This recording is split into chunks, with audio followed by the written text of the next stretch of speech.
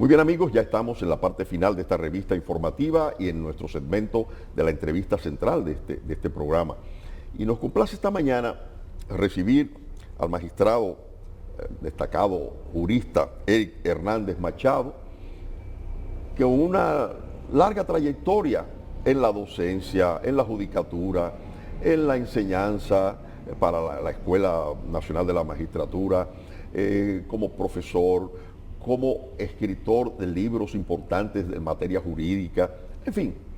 Y es quizás el único hasta el momento que ha escrito sobre este tema tan controversial de los últimos tiempos en materia de fideicomiso público, porque la figura del fideicomiso es vieja, desde Roma, y en la República Dominicana está, incluso en nuestro Código Civil, pero en un aspecto que tiene que ver con el tratamiento de asuntos, en lo que se ha aplicado en la parte civil, asuntos monetarios y financieros, luego, digamos que irrumpió en los últimos años en materia inmobiliaria, que ha sido muy utilizado, pero cuando ya vino a manejarse esa figura jurídica en la parte del patrimonio público con Punta Catalina, ahí explotó y estalló toda una serie de posiciones y de demandas, porque había, por supuesto, el patrimonio público por el medio.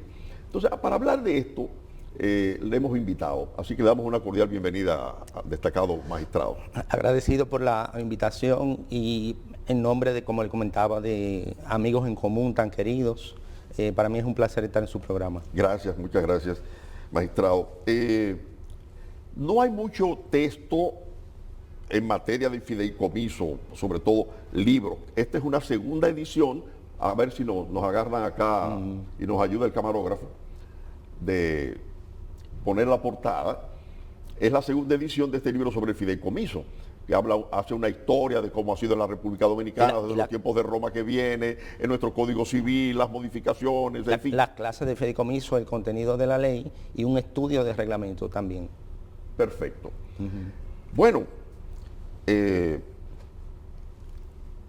es natural que haya habido lo que ocurrió en materia de fideicomiso público, porque no lo teníamos como muy claro. No existía una legislación para un fideicomiso público, que yo recuerde. Bueno, usted aclarará. Debemos de iniciar puntualizando que la ley 189/11 sobre mercado hipotecario y fideicomiso fue concebida por el legislador e impulsada por el sector privado para hacer negocios privados, tanto en el área monetaria y financiera, en el área de fideicomiso inmobiliario con el tema de las construcciones, e incentivar, dar unos incentivos de orden fiscal para el desarrollo de viviendas. Exacto. Igual hay fideicomisos filantrópicos, fideicomisos de orden sucesoral, fideicomiso de garantía, que viene a sustituir el negocio tripartito quizá de hipotecas, y una diversidad. Pero obviamente este tema ha repuntado públicamente con el examen jurídico de la existencia o no del fideicomiso público. Exactamente, exactamente. Y por la presión misma de la sociedad, bueno, se está en discusión una ley de fideicomiso público. Un anteproyecto. Sí, un anteproyecto. Sí. ¿Usted tiene una opinión sobre, conoce ese anteproyecto? Sí, claro, le hemos dado una lectura y es un anteproyecto muy breve, pero es interesante. ¿Por qué? Porque, número uno, debemos de reconocer que en la ley actual vigente, el fideicomiso en la ley no existe. Exacto. El reglamento es que intenta abrir la posibilidad de que se haga que se desarrolle el fideicomiso público. Pero ¿qué pasa? Con respecto del Estado, hay un principio de legalidad que se tiene que cumplir, que debe de haber un trámite legislativo.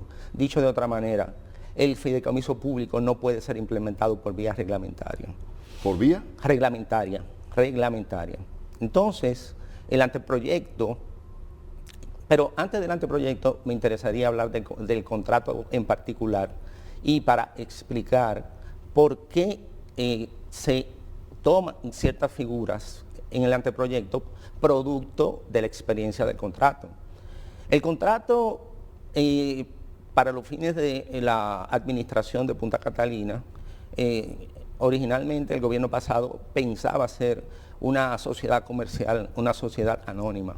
Sin embargo, el actual gobierno hace suyo la posibilidad de aplicar la figura del fideicomiso, principalmente ante la voluntad de orden del Estado de hacer desaparecer la Corporación Eléctrica CDE. Entonces, en ese orden de ideas, Punta Catalina, a quien rendía cuenta, era a esa institución. Entonces, al desaparecer, se necesita una autogestión. Exactamente. Entonces, ahí es que viene la idea de desarrollar el fideicomiso público bajo contrato. Perdone, bajo doctor, contrato. Que no se pensó en eso, es decir, vamos a desaparecer la CDE, pero en ese planteamiento de tratar de reducir el tamaño del Estado, el tamaño ¿verdad? De lo que es el componente eléctrico, el sector eléctrico, no se pensó en Punta Catalina, que era una figura nueva también como bien del Estado. O sea, claro. Y un servicio público. Y un servicio público, público. Entonces, planteadas así las cosas, el contrato se inicia como fideicomitente a la Corporación de Empresas Eléctricas Estatales y tiene como beneficiario final el Ministerio de Hacienda, creando un comité técnico, un administrador, pero lo delicado del asunto es que la rendición de cuentas y la supervisión estaba solamente a cargo de unos auditores de orden privado. Eso fue un asunto muy criticado, sí, porque se supone que como es un bien del Estado y debe haber transparencia, debe haber una mayor fiscalización. O regulación. O regulación. Es la palabra. Sí. Entonces ahí vamos con el anteproyecto de ley en el que efectivamente el fideicomitente siempre será el Estado, pero ahora regulado por la Superintendencia de Bancos, que es una entidad que tiene una larga data de experiencia de regulación en fideicomiso, proveniente de todas las normativas que ha tenido que dictar para el sector bancario. El anteproyecto, como le decía, es breve, pero pienso que podría resolver efectivamente el tema y la discusión de la existencia del fideicomiso público. Y corrige los vicios o los planteamientos negativos que muchísimos sectores de la vida nacional le hicieron a lo que existía. Así es, sí. Principalmente porque con el contrato parecía como que se estaba haciendo una privatización. Exacto. Que ese fue el aspecto criticado. Y le daba un poder al Consejo Directivo. Consejo Técnico. Al Consejo Técnico le daba un poder impresionante, ¿no? Así es. Pero ahora, al tener la posibilidad de estar regulado por la Superintendencia de Bancos, tenemos más garantías, claro, ¿verdad?, sobre la administración y la supervigilancia de ese servicio público. Digamos que puede haber entonces más transparencia y más seguridad en la protección de un bien público. Por supuesto que sí. Y otro aspecto que usted lo ha señalado que es esencial, siempre en un fideicomiso público, el bien es del Estado y debe regresar al Estado. Así es, el fideicomisario siempre debe de ser el Estado, aun cuando comience el fideicomitente o inversionista inicial, un ente del Estado, el beneficiario final o fideicomisario debe de ser siempre el Estado, que lo dable es que sea el Ministerio de Hacienda realmente. Perfecto. Doctor, de un tiempo a esta parte, yo pienso que hemos progresado en cuanto a la producción de libros jurídicos. Así es. Recuerdo que hace algunas décadas el doctor incluso creó una fundación y empezó a editar obras jurídicas que eran muy escasas en el país. ¿Cómo se llamaba él? Ahora no lo recuerdo. Pero bueno, entonces... Quizá Juan Manuel Pellerano. Juan Manuel Pellerano, sí, claro. Gracias por recordar. Juan Manuel Pellerano, hay que recordarlo. A través de su fundación, Estudios Jurídicos. Hizo una gran labor en la difusión de las obras jurídicas. Se editaron muchísimas obras de gran interés para el derecho, el derecho civil, el derecho penal, en fin. Y luego muchos profesionales comenzaron a publicar libros, porque había como una caída en esa parte. Y pienso que con el tiempo eso ha ido creciendo, aunque hay momentos en que se paraliza y luego vuelve a resurgir. ¿Qué impresión tiene usted sobre esto? ¿En qué nivel estamos con respecto a la producción de libros de derecho y jurídicos con respecto a América Latina?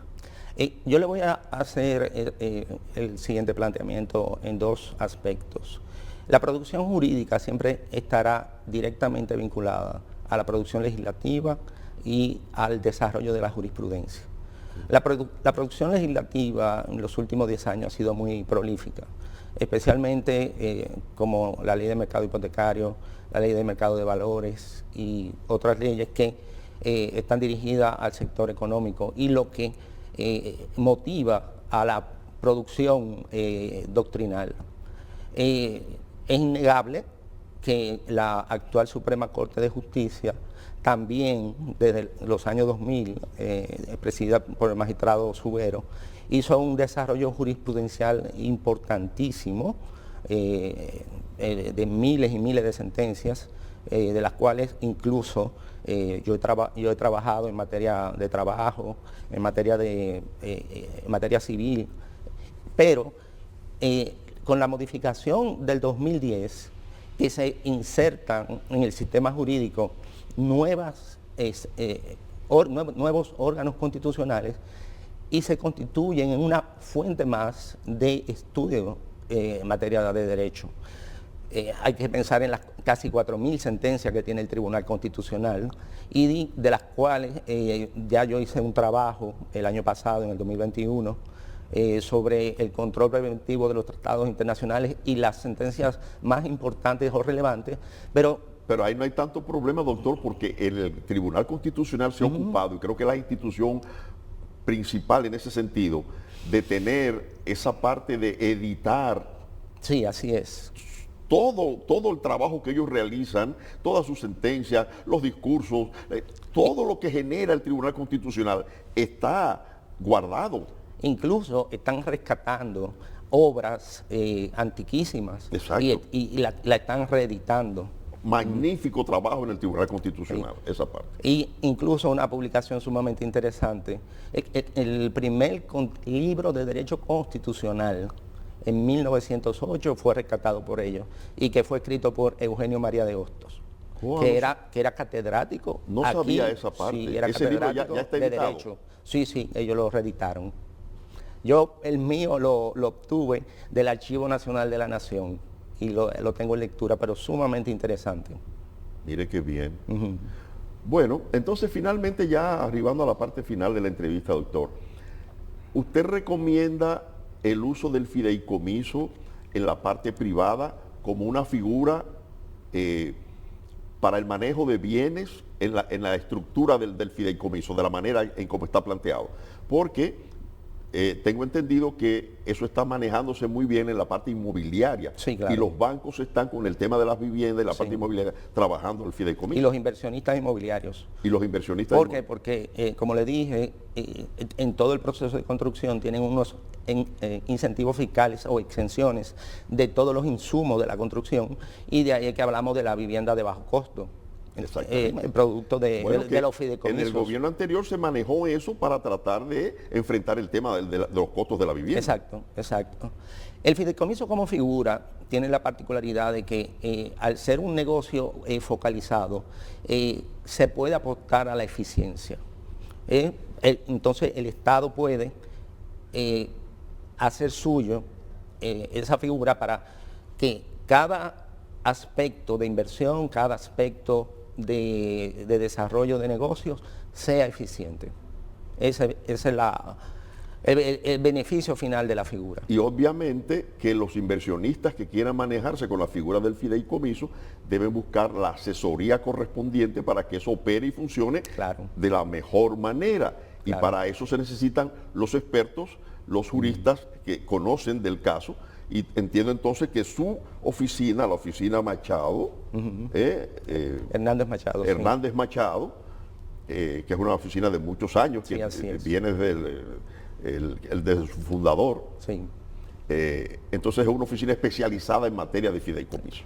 Lo estamos trabajando principalmente en el este del país, y es interesante ver incluso dentro del mismo fideicomiso inmobiliario cómo se adoptan diferentes modalidades. Puede haber fideicomiso inmobiliario de un condominio completo y queda incluso la gestión del condominio bajo la responsabilidad. E incluso ahora mismo estamos conociendo de un contrato en el que no va a haber condominio, sino que un fondo de inversión hace suya la figura del fideicomiso y administra un edificio completo como una única unidad productiva. Y hay muchas modalidades en que se puede realmente beneficiar de esta legislación. Interesante, interesante. Y que esta figura jurídica, pues, con todas estas disquisiciones y todo lo que se ha presentado, sirva para que precisamente se tenga conocimiento de su uso y de sus posibilidades en el desarrollo dominicano. Claro. Agradecemos al doctor Eric Hernández Machado, que es el autor de este libro Contrato de Fideicomiso, Perspectivas y su Regulación, haber estado con nosotros esta mañana y conversar en torno a este tema tan interesante. Para mí ha sido un placer. Gracias. Cómo no. Amigos, amigas, no tenemos más tiempo. Gracias por participar del programa este día. Hasta mañana, si Dios lo permite.